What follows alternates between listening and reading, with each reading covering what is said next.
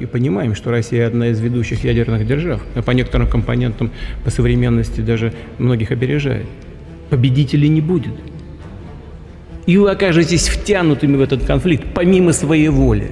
The prospect of a nuclear war evokes an eerie sense of fear, terror, and hopelessness. Movies like The Day After and Dr. Strangelove have featured gruesome scenes of vandalism, food and water shortages, and even cannibalism in the aftermath of cataclysmic events like nuclear war. Furthermore, the world after nuclear war would be nearly uninhabitable. It would be a realm of ruin and lawlessness. What exactly is nuclear apocalypse?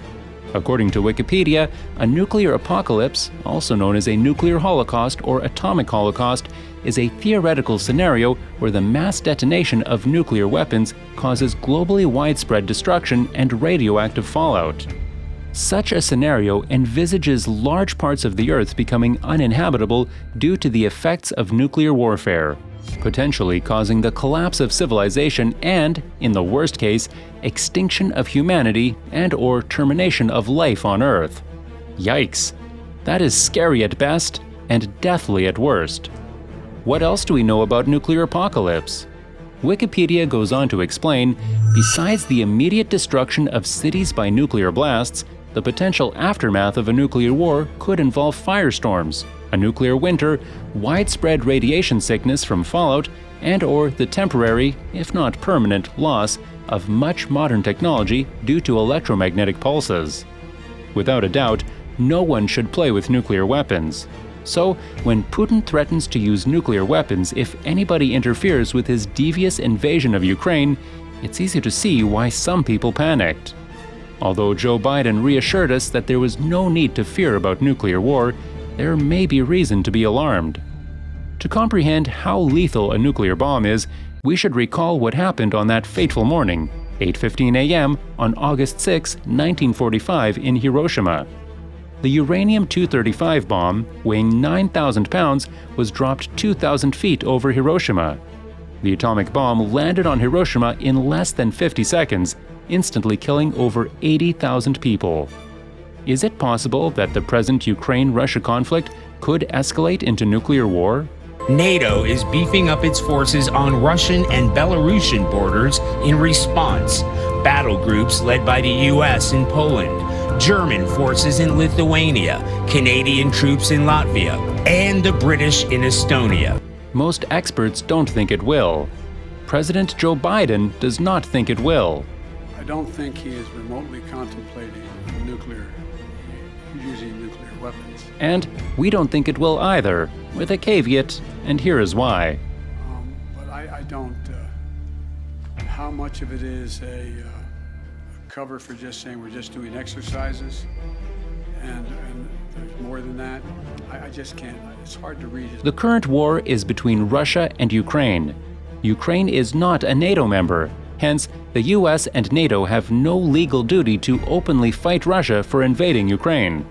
If Ukraine had been a NATO member, the conflict's course would have been altered, perhaps leading to a military confrontation between NATO and Russia, because, according to NATO Charter, an attack on one NATO member is an attack on all NATO members.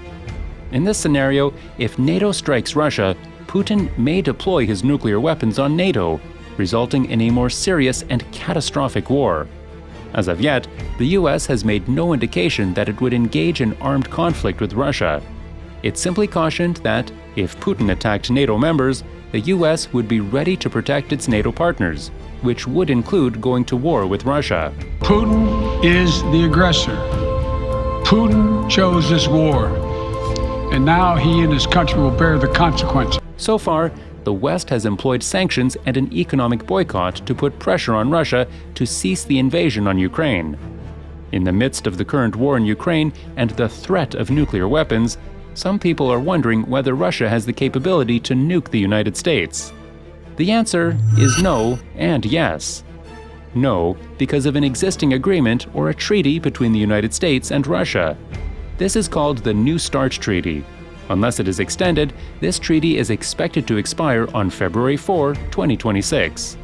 The arms control accords essentially rely on Russia and the United States exchanging relevant nuclear weapon information regarding deployed delivery systems, such as bombers or missiles, that may be used to deliver nuclear warheads. How then does the New START treaty prevent Russia from nuking the US? According to the US Department of State's, New START limits all Russian-deployed intercontinental-range nuclear weapons, including every Russian nuclear warhead that is loaded onto an intercontinental-range ballistic missile that can reach the United States in approximately 30 minutes. It also limits the deployed Avangard and the under-development Sarmat, the two most operationally available of the Russian Federation's new long-range nuclear weapons that can reach the United States. Extending New START ensures we will have verifiable limits on the mainstay of Russian nuclear weapons that can reach the US homeland for the next 5 years. Can Russia really nuke the United States? Yes, it has the capability to do so. If that happens, the United States will have no choice but to react, which may be the end of civilization and potentially the end of the world, since there would be mass deaths in the billions. At the time of recording, the US still lacked missile defense capable of preventing Russia's nuclear weapons from striking the US. What is the likelihood of Russia launching a nuclear attack on the United States? Most analysts believe it is unlikely, but Putin's new warning is alarming. И понимаем, что Россия одна из ведущих ядерных держав. Победителей не будет. What does this mean for us? Should we worry? No. Though I walk through the valley of the shadow of death, I will fear no evil, for you are with me. Your rod and your staff, they comfort me.